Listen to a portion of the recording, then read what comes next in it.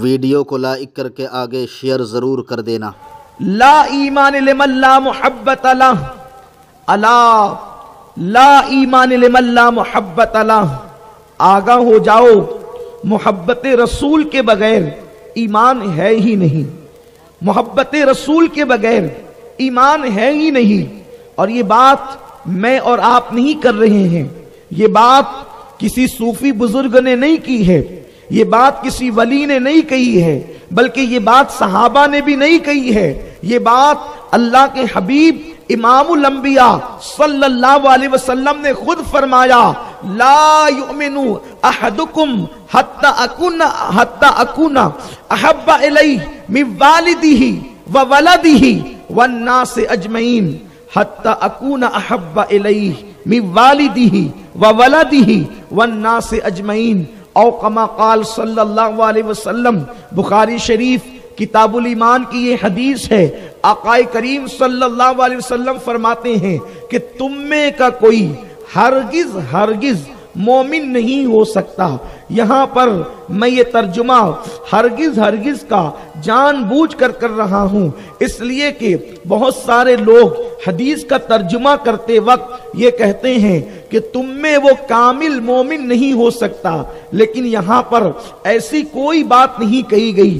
حدیث کی ترجمانی کرتے وقت یہ بات کہی جا سکتی ہے کہ تم میں کوئی کامل مومن نہیں ہو سکتا، لیکن بات الا لا ایمان لمن لا محبت لہ یہ اعلان کر رہی ہے کہ ایمان تو محبت کے بغیر ہے ہی نہیں۔ آقا کریم صلی اللہ علیہ وسلم فرماتے ہیں تم میں کا کوئی بھی شخص ایمان والا مومن ہرگز نہیں ہو سکتا۔ یہ حدیث بخاری شریف میں ہے۔ کب تک مومن نہیں ہو سکتا؟ جب تک اس کے دل میں مجھ محمد کی محبت اتنی پیدا نہ ہو جائے کہ وہ اپنے ماں باپ سے زیادہ مجھ محمد سے محبت کرے، اپنی اولاد سے زیادہ مجھ محمد سے محبت کرے، حتیٰ کہ کائنات کے تمام لوگوں سے زیادہ جب تک کہ اس کے دل میں مصطفیٰ جان رحمت کی محبت نہیں ہوگی، اس وقت تک وہ مومن کامل نہیں ہو سکتا۔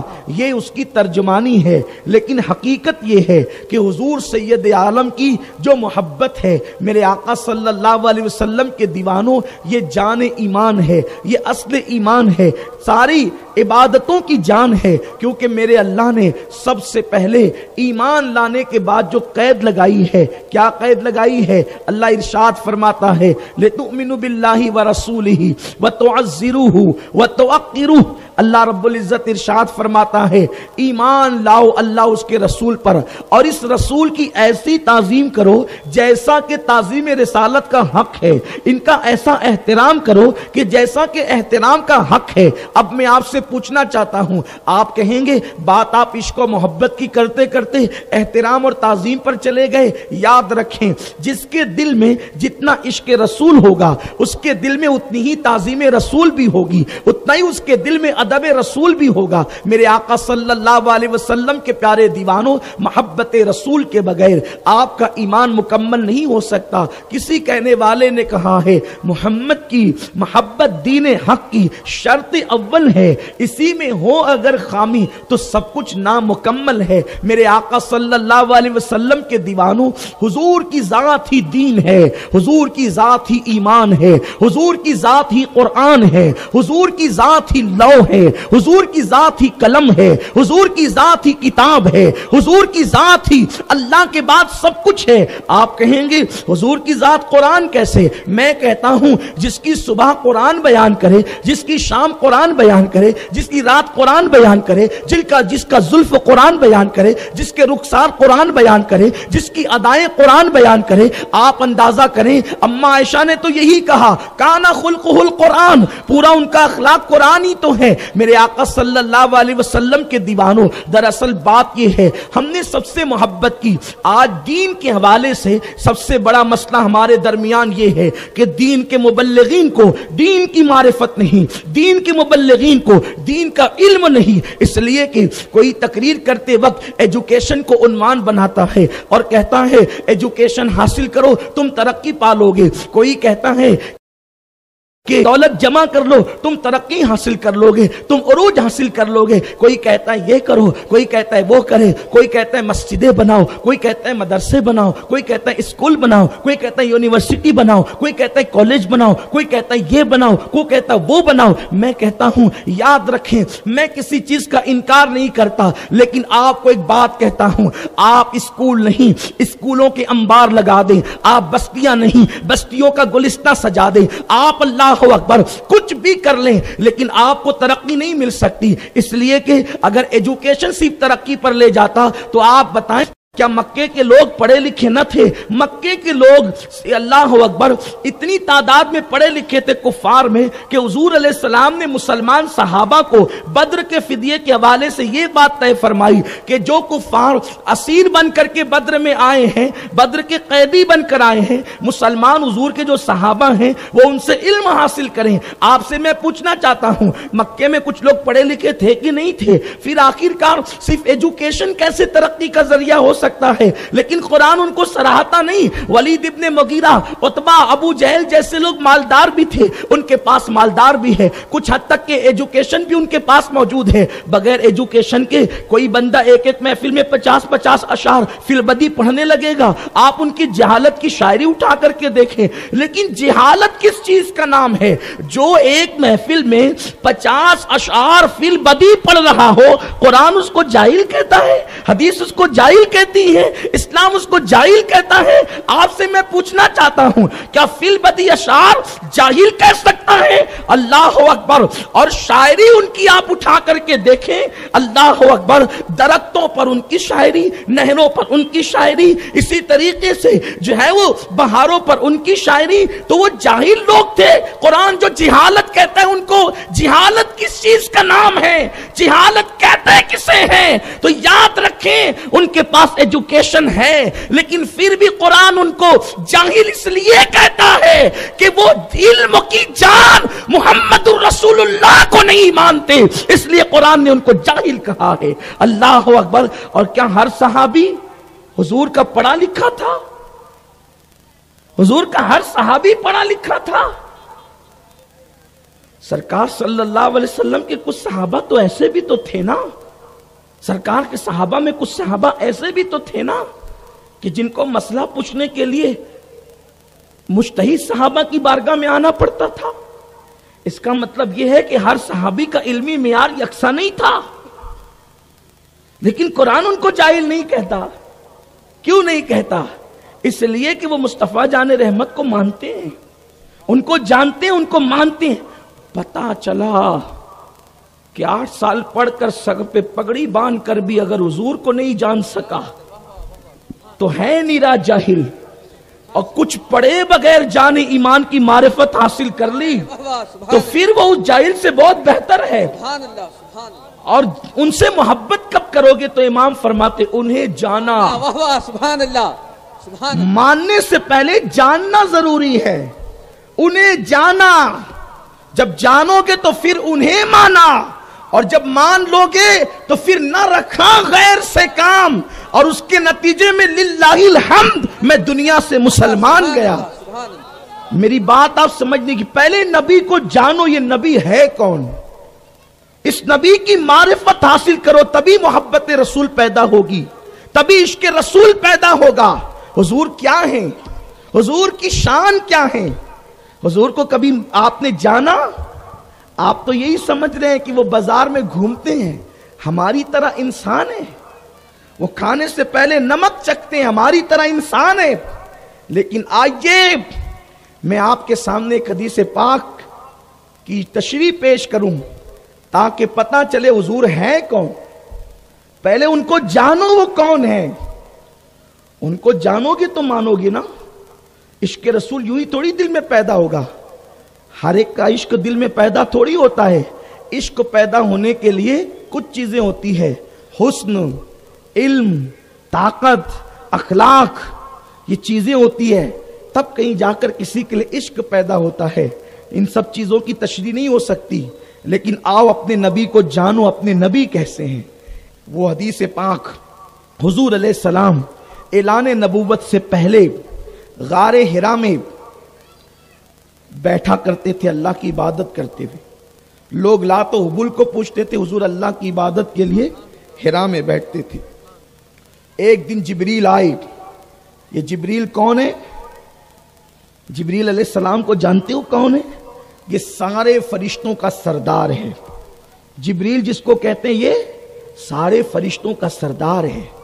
और इस जिब्रील की ताकत कितनी है, कुव्वत कितनी है? जिब्रील जब अपना एक पर फैलाता है तो जिब्रील का एक पर मशरिक से लेकर मगरिब तक पूरी दुनिया को ढांप लेता है। इतना बड़ा जिब्रील का एक पर है। और जिब्रील के इस तरह 70,000 पर हैं। जिब्रील की परवाज का आलम यह है कि जिब्रील पलक के झपकते सिदरा से जमीन पे आते हैं और जमीन से सिदरा पे जाते हैं। ये जिब्रील की ताकत है। जिब्रील जमीन को अपने पर पे उठा के यूं पलट देते हैं। कौम लूत को पलटा, ये जिब्रील की शान है। कौन जिब्रील? फरिश्ता। जिब्रील फरिश्ता। और जिब्रील का एक मुक्तदी है जिसका नाम है इज़राइल। उसी को कहते हैं मलकुल मौत। वो हर इंसान के घर में आता है और जिसको दिख जाता है फिर दोबारा इंसान किसी को नहीं देखता। इंसान देखने से हमेशा के लिए महरूम हो जाता है। और उस इज़राइल की ताकत इतनी है कि वो एक उंगली रखता है तो इंसान मर जाता है। कौन? इज़राइल। इज़राइल कौन? जिब्रील का मुक्तदी। मुक्तदी की ये ताकत, तो जो मुक्तदा सैयदुल मलाइका हो, उस जिब्रील की ताकत का आलम क्या होगा? अब जिब्रील पहली मर्तबा अपनी असल शक्ल में हिरा की वादी में, हिरा के गार में कदम रखता है और हुजूर अलैहिस्सलाम पर पहली आयत लेकर आता है और कहता है इक़रा, पढ़िए। किससे कह रहा है? जिब्रील मेरे और आपके नबी से, मौल्लिम कायनात से, मौल्लिम इंसानियत से, हुजूर सैयद आलम से, इक़रा पढ़िए। सरकार ने जवाब दिया, ये बुखारी शरीफ की हदीस है, माना बेकारी, मैं नहीं पढ़ता। क्या कहा? माना बेकारी, मैं नहीं पढ़ता। लोग कहते हैं, हुजूर ने कहा मुझे पढ़ना नहीं आता। खुदा की इज्जत की कसम, इसका ये तर्जमा कभी नहीं हो सकता। माना बेकारी, मैं नहीं पढ़ता। फिर जिब्रील ने दूसरी बार कहा इक़रा, पढ़िए। आपने फरमाया माना बेकारी, मैं नहीं पढ़ता।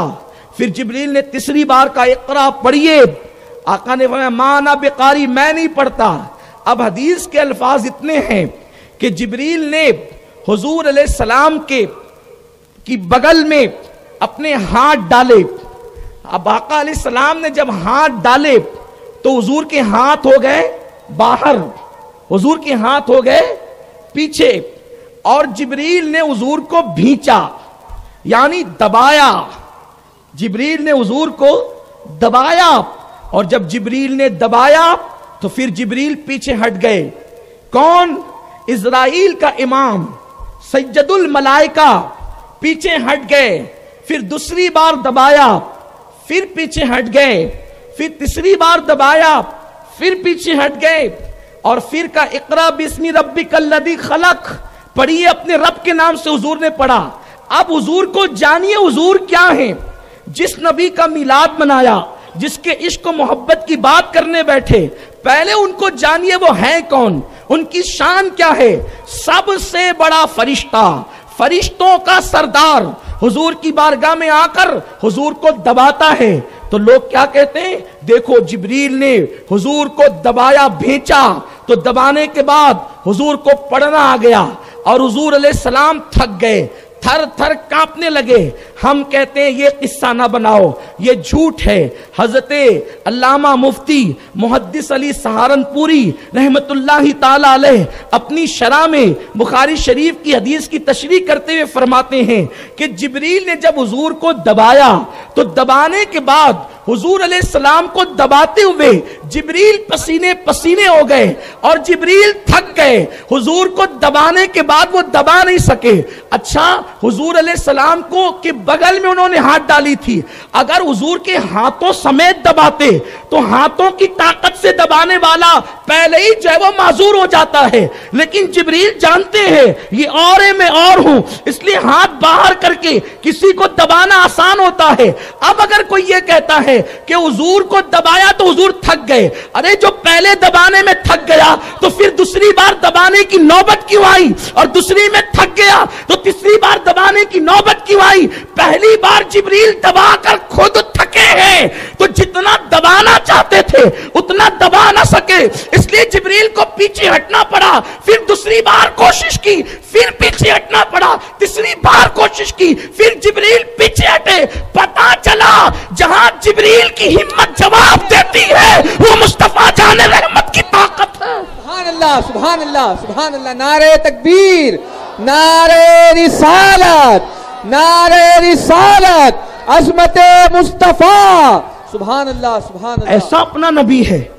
तो बात क्या होती है, जब आदमी आजिज आ जाता है ना, जब आदमी आजिज है, मैं कहता हूं हाफिज साहब उठो यहां से, यहां बैठो। बोले नहीं मैं नहीं बैठता। हाफिज साहब यहां से उठो, यहां बैठो। नहीं मैं नहीं आता। अल्लाह का वास्ता हाफिज साहब इधर आ जाओ। ये क्या है ना, अल्लाह का वास्ता, ये आजिजी है, मेरे कहने पे नहीं आता, अल्लाह का वास्ता दे रहा हूं, अब तो आजा कुर्बान। अब इस आयत की यूं इसकी अक्कासी हो रही है, इकरा पढ़िए। मैं नहीं पढ़ता, और जिब्रील तू गुलाम है, तेरे कहने पे थोड़ी पढ़ूंगा। हुजूर पढ़िए, मैं नहीं पढ़ता। फिर इकरा बिस्मि रब्बिकल लदी, हुजूर मेरे कहने पर नहीं, अपने अल्लाह के नाम से तो पढ़िए। ये अपने नबी की शान है। देखा, जिसकी ताकत के सामने जिब्रील की ताकत जवाब दे, वो मेरे और आपके नबी की ताकत है।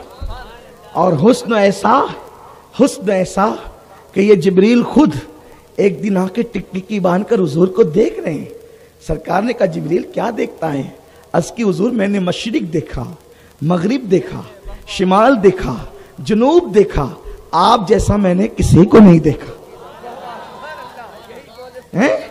मैंने आप जैसा किसी को नहीं देखा। मैं कहता हूं जिब्रील को यह कहना चाहिए था कि मैंने मशरिक व मगरिब, शिमाल और जुनूब देखा। आप भी आम बशर हैं, आप और भी आपकी तरह लोग हैं, जैसा कि आजकल लोग कहते हैं नबी हमारी तरह हैं, और जिब्रील को नहीं दिखा कि कुछ हुजूर की तरह भी हैं। तेरी आंखें ज्यादा देखती है कि हुजूर जिब्रील की आंखें ज्यादा देखती है। ये तो मसलक जिब्रील के खिलाफ है, ये मसलक जिब्रील के खिलाफ है। हुजूर हमारी तरह है। जिब्रील कहता है हुजूर मैंने पूरी कायनात देखी, और ये देखी नहीं सिर्फ का, बल्कि मैंने कायनात के उलट पलट कर देखा, कायनात को उलट पलट कर देखा। आप जैसा मुझे कोई नजर नहीं आया। किस दौर में कह रहे हैं जिब्रील?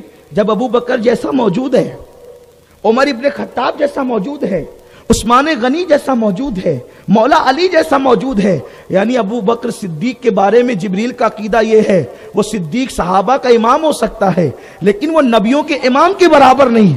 जब सहाबा का इमाम नबियों के इमाम के बराबर नहीं हो सकता, तो अल्लाह अकबर, मस्जिद का इमाम नबियों के इमाम के बराबर कैसे हो सकता है?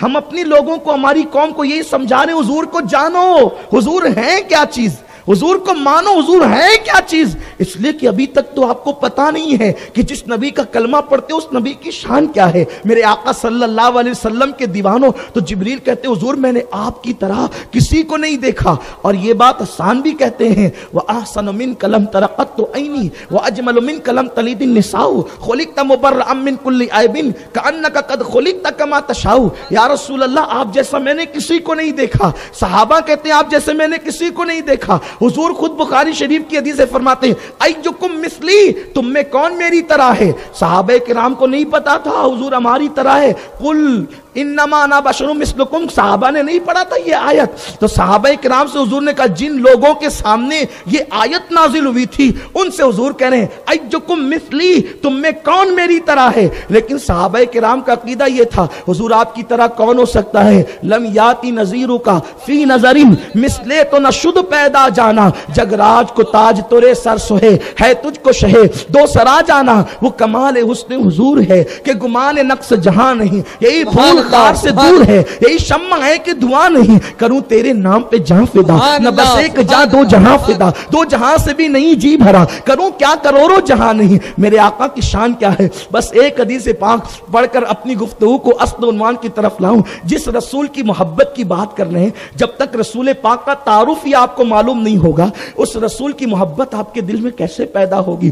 بدر کا ماحول ہے، بدر کی جنگ ختم ہو گئی ہے، جنگ بدر کا اختتام ہو گیا ہے، اور میرے سرکار صحابہ کو نماز پڑھا رہے ہیں۔ آقا کریم صحابہ کو نماز پڑھاتے پڑھاتے حضور علیہ السلام ہنسنے لگے۔ آپ توجہ فرمائیں، غور کریں، اگر مسجد کا امام نماز پڑھاتے پڑھاتے ہنسے تو آپ کہیں گے بھئی یہ کیا ہو گیا، مسجد کا امام نماز میں ہنس رہا ہے۔ اور اس کے بعد لیکن بات اتنی ہے، جو شریف مقتدی ہوں گے نا، ان کو پتا بھی نہیں ہوگا کہ مسجد کا امام ہنس رہا ہے کہ رو رہا ہے، اس لیے کہ وہ تو نظریں نیچی کر کے نماز پڑھیں گے، اور یہی نماز پڑھنے کا طریقہ بھی ہے۔ لیکن اللہ اکبر، ان شریفوں کی بات کروں جن کے قدموں سے شرافت وابستہ ہو کر معراج پاتی ہے، اس صف کے اندر ابو بکر ہے، عمر ہے، علی مرتضیٰ ہے، اللہ اکبر، میرے آقا کریم کے صحابہ ہیں، اور سرکار علیہ السلام نماز کی حالت میں مسکرائے، آقا کریم مسکرائے، میدان میں نماز ہو رہی ہے، حضور مسکرائے۔ نماز کے بعد صحابہ نے پوچھا یا رسول اللہ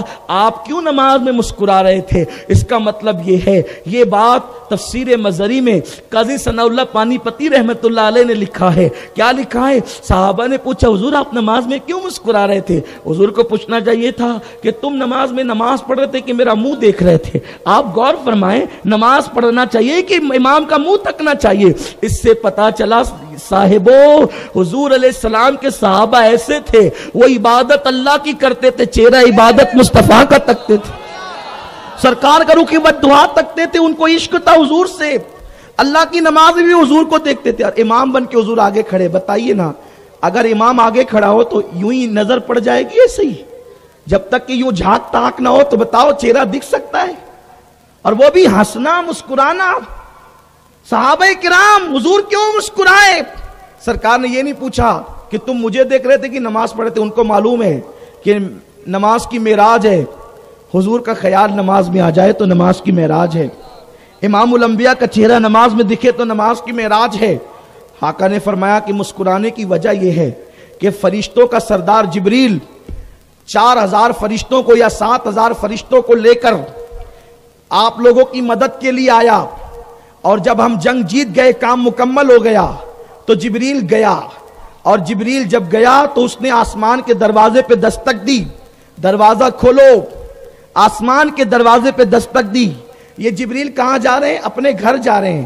آپ مجھے بتائیں، اپنے گھر جانے کے لیے کسی کو اجازت کی ضرورت ہوتی ہے؟ آپ جلسے میں آئے، گھر والوں سے اجازت لے کر آئے ہوں گے، لیکن جب آپ جلسے سے واپس جائیں گے تو آپ کو اجازت ہوگی حافظ غفران صاحب اچھا میں جاؤں؟ نہیں کہیں گے تو کیا آپ یہاں روڈ پہ بیٹھے رہیں گے؟ ارے اپنے گھر سے آئے ہیں، گھر جانے کے لیے کسی کو اجازت کی ضرورت نہیں ہوتی۔ اور یہ صاحب مظہری لکھ رہے ہیں کہ آقا کریم علیہ السلام فرماتے میں نماز پڑھ رہا تھا، اور نماز میں نے دیکھا کہ جبریل دروازے پر، آسمان کے دروازے پہ دستک دے رہا ہے۔ درا نے فرمایا نہیں کھولنا، اللہ نے فرمایا نہیں کھولنا۔ کیوں نہیں کھولنا؟ اس لیے اللہ نے فرمایا جبریل میں نے تجھے بھیجا تھا محبوب کی مدد کے لیے، تو جو تو واپس آیا ہے تو کیا میرے محبوب سے اجازت لے کے واپس آیا ہے؟ میرے حبیب سے اجازت لے کے واپس آیا ہے؟ جبریل نے کہا نہیں اللہ، میں تیرے حبیب سے اجازت کے بغیر آ گیا۔ تو اللہ تو مالک و مختار ہے، اچھا ٹھیک ہے، محبوب سے اجازت کے بغیر آ گیا، وہ بندہ ہے، میں خدا ہوں، اس کی نہیں چلے گی میری چلے گی، ٹھیک ہے، وہ اجازت نہیں دیتا میں دیتا، آ جا، لیکن نہیں محبوب محیط میں میرا تیرا۔ اللہ اکبر۔ رب نے فرمایا جبریل یہ دروازہ آسمان کا تیرے لیے اس وقت تک نہیں کھلے گا جب تک تو میرے محبوب سے جا کر اجازت نہ لے کر کے آئے۔ اب آپ غور فرمائیں، سید الملائکہ کو زمین پر آنے کے بعد جانے کے لیے حضور کی اجازت ضروری ہے، وہ امام الانبیاء ہے۔ آقا کہتے ہیں میں نے یہ منظر دیکھا تو میں مسکرا دیا، کہاں آسمان کہاں زمین۔ جبریل آسمان کا دروازہ کھٹکھٹاتا ہے تو حضور کو نظر آتا ہے۔ آپ بتائیں جب زمین پہ رہ کے آسمان کا منظر دیکھتے ہیں تو مدینہ منورہ میں رہ کر مالیگاؤں کا منظر نہیں دیکھ سکتے؟ آقا کریم۔ ویڈیو اگر اچھی لگی ہو تو لائک کر کے آگے شیئر ضرور کر دینا، کیونکہ سید امین القادری صاحب کی تقریر سن کر بہت سارے لوگ اپنے صغائر کبائر گناہوں سے سچی توبہ کر کے اللہ رب العزت کی عبادت کرنے میں لگ جاتے ہیں اور پھر وہ دوبارہ گناہ نہیں کرتے ہیں، اپنی زندگی کو نیکی میں گزارتے ہیں۔ اگر آپ کے شیئر کرنے کی وجہ سے اگر کسی شخص نے بھی، ایک شخص نے بھی اگر توبہ کر لی اور اس نے توبہ کرنے کے بعد اپنے تمام گناہوں کو چھوڑ دیا اور وہ اللہ کی عبادت کرنے لگا، تو انشاءاللہ العزیز اس کا ثواب آپ کو بھی ضرور ملتا رہے گا جب تک وہ عبادت کرتا رہے گا، کیونکہ سید امین القادری صاحب کی تقریر سن کر لوگ اللہ اور اس کے رسول صلی اللہ علیہ وسلم کے دیوانے بن جاتے ہیں۔ تو آپ سے گزارش ہے کہ ویڈیو کو لائک کر کے اپنے دوست احباب کے ساتھ ضرور شیئر کر دیا کریں۔ اللہ حافظ۔ السلام علیکم ورحمۃ اللہ تعالی وبرکاتہ۔